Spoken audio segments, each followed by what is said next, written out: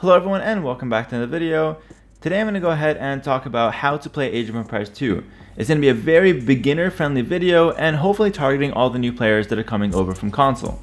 Of course the game is very complicated, but to describe everything about Age of Empires 2, that would take about 10 to 20 hours in one video, and that's just simply unrealistic. So I'm going to go ahead and keep it nice and short and explain all the things you need to know jumping into this game. Alright, without further ado, let's talk about how to play Age of Empires 2, a timeless classic. Alright, so for the main concept of the game, it's of course a medieval war game. So the concept is actually very simple. You have to develop your economy, field an army, and conquer your opponents. However, that's way easier than it sounds. Let's go ahead and take a look at the basics of this strategy game. So to start things off, you're going to need to know about the 4 different resources. You've got wood, food, gold, and stone. These 4 resources all do different things. However, it's quite logical as to what they actually are used for. For example, food is used to make mainly units and villagers, and gold is used for military purposes, stone is used for defenses, and wood is usually used for like siege and developing your economy, as well as other wooden buildings. You can gather those resources using your villagers, which are pretty much your workers. Those are the guys that you start off the game with, and you want to make as many as possible to gather as many resources as possible, as quickly as possible, and that's pretty much the idea of how to develop the economy, which is basically step 1 in the overall concept. The next thing you need to know is the 4 different ages. You start every game in Dark Age, and then you progress to Feudal Age, and then afterwards Castle Age, and then of course Imperial Age. The 4 different ages play a really big part in the basics of Age of Empires because there are certain things you can do in each one of them, and the usual way to progress and gain an advantage in this game is to develop through the ages quicker than the opponents, because you get access to more powerful units, more powerful technologies, and are generally able to field a more massive army as the game goes on and as you progress through the ages. For example, in Dark Age, you really don't have much to work with. You can basically make villagers from your town center, you can make a barracks and field a very basic unit called a militia, and apart from that, there's really not a whole lot you can do besides just gather simple resources. For example, you can make a lumber camp on a wood line and take some wood close by. You can also make a mining camp to gather stone and gold, and you can make a mill on your berries to gather some of those. You can also pick up your hunt like sheep and boar to get more food for free. And if you want to invest a little bit of wood in the form of farms to get more food long term, that's also something you can do in the Dark Age, but it's something that most people like to do only after taking the food sources on the field that are for free. As you progress to Feudal Age, you have a little bit more at your disposal. You get access to the archery range and the stable, but only after having made a barracks, unless of course you're the Khmer, which is something you don't have to worry about for the time being. You also get access to your first stone defense, which is the watchtower, and you get access to the blacksmith, which is a building that lets you upgrade your units, which is something we'll talk about a little bit later. Going on to the Castle Age, you're going to be able to make some stronger fortified buildings in the form of a castle. You can also gain access to the town center and make more of those, which is the building that you use to make villagers, which of course is a very key component of developing your economy. You also get access to siege units via the siege workshop, and so the Castle Age is really when you can start fielding a powerful army. But of course, it's not until the Imperial Age where you get access to the most powerful units in the form of trebuchet for long-range siege, paladin for your strongest heavy cavalry units, and all kinds of powerful options, and of course gunpowder will be available in Imperial Age. So as you can see, as you progress through the 4 ages, you get access to more and more things that let you progress your game state and take control of the game and the map. Since I mentioned the buildings that you can make units out of, let's go ahead and actually talk about those units now. There are 4 mainline units and 4 buildings that create those mainline units. So there's the barracks, the archery range, the stable, and the siege workshop.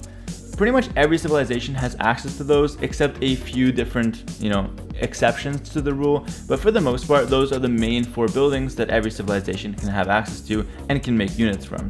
The barracks will field infantry units. You've got the spearmen, the militia line or the swordsman line, and you have the archery range that is going to be responsible for all archer units. You've got the archers, you've got skirmishers, and then later in Castle Age you have cavalry archers. And then the stable will be all things cavalry. You have the scout cavalry, which has a lot of line of sight and is quite weak in combat, but then the knight that's going to be stronger in combat, of course.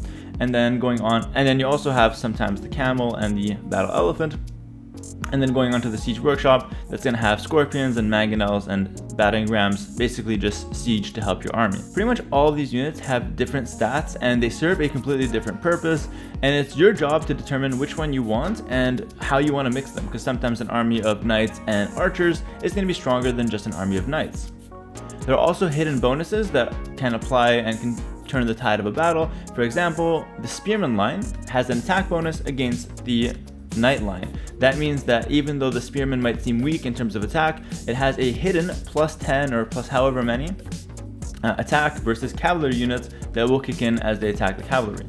This is what we refer to as counter units in the game, and there are a ton of examples like this, and I'll just give you guys a few to give you a head start. Skirmishers have an attack bonus versus archers. Pikemen, as we talked about, have an attack bonus versus the cavalry line. And gunpowder, like hand cannoneer, has an attack bonus against infantry. This isn't something you need to memorize right away. It's going to be something you learn as you play the game, but I'm just giving you a heads up that this does exist and keep an eye out for it. We touched earlier about the blacksmith, but it's really not the only building that lets you get technologies or lets you research things. In fact, technologies are a very key part of the game, and they're pretty much found everywhere. The blacksmith is responsible for upgrading your units, but there are a ton of other technologies that can upgrade your economy and can upgrade certain things to do with your civilization. There are also technologies in the university that give you access to different units. For example, chemistry unlocks gunpowder units. Technologies are a very core part of the game, and there are a ton of them, so I can't just run through what each of them does and which ones you should pick up. But for the most part, my general advice is to go ahead and read every single technology you come across and determine if it's going to be useful for you. For example, an upgrade called Double Bit Axe, and this upgrade will, for a small cost, increase the efficiency of your wood villagers. It actually gives them plus 20% faster wood gather rate. Now this is a very good upgrade, of course, and it's worth picking it up as early as possible because it's going to speed up the amount of wood you're bringing in, so consider it like an investment. And in general, that's a good way to look at technologies. You're going to go ahead and pay a price up front for the technology, but usually it has a bonus that will linger over time, and it acts as sort of an investment for either your military or for your economy. It's a good time to, of course, mention that every civilization has 2 unique technologies, and these unique technologies are found in the castle. The reality is there's 42 civilizations in Age of Empires 2, and a lot of them have some similarities and some differences, but the main difference and what makes every civilization unique is what they have at the castle in the form of the 2 unique technologies, as well as the unique unit that they have. These are going to be completely different for every single civilization, and some of them can be really good, some of them can be pretty bad, and some of them can be extremely situational, and you only want to pick them up at certain cases. So make sure to dive in there and take a look at your civilization's unique technologies to determine if you want to make use of them or not. And this brings me back to a really good point about the amount of civilizations that we have. 42 is a really big number, and although they are quite unique in the sense that they have unique technologies and unique units, they also have a lot of things in common. The way to determine the differences between a civilization is to take a look at their technology tree. Now there are 3 ways the civilizations can be different or the same, and that's basically the amount of technologies they have available, their bonuses on the left hand side in the technology tree.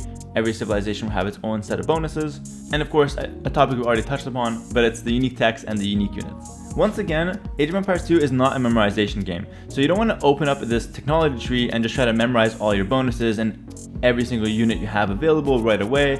You want to go ahead and get a general theme of the civilization you're playing.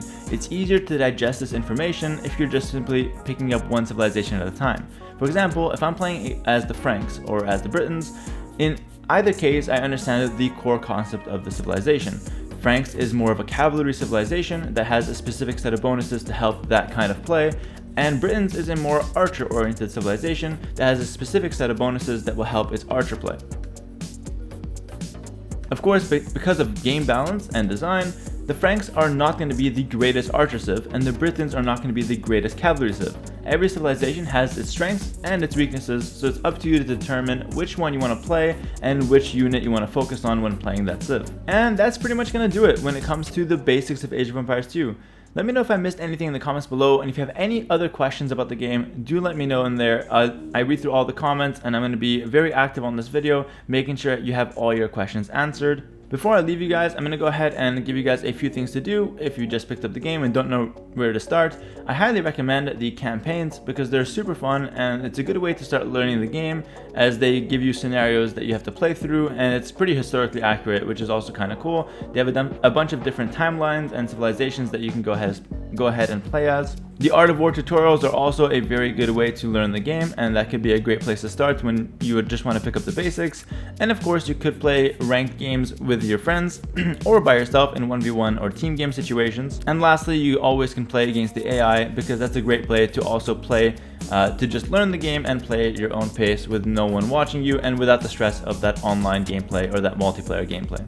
Alright, that's going to do it for this video. I hope it helped. Let me know what you guys think once again in the comments, and if I missed anything, do tell me there. Thank you for watching, and I'll catch you guys in the next one. Peace.